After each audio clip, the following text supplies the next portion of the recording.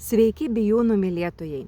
Šiandieną norėčiau Jums parodyti ir pademonstruoti, įspūdingą veislę bijūnų pastelegansę.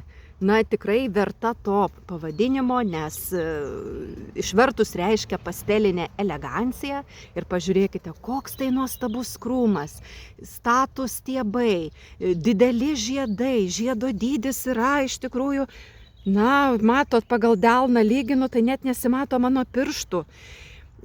Pats žiedas pradeda skleistis iš tokios kakavinės spalvos, paskui jisai tampa persikinis, ar ne, o vėliau jau žydėjimui įpusėjus jis tampa geltonas, gelsvas, gal čia taip ir nesimato.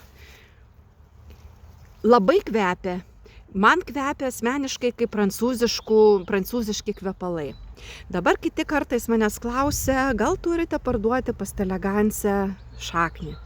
Visi tikisi, kad bus taip kaip kaina kaip senovinio. Aš pati esu pirkusi ją 2 pumpurų šaknį, su visomis nuolaidomis gavau už 85 eurus. Ir tai aš labai džiaugiausi, kad taip pigiai nusipirkau.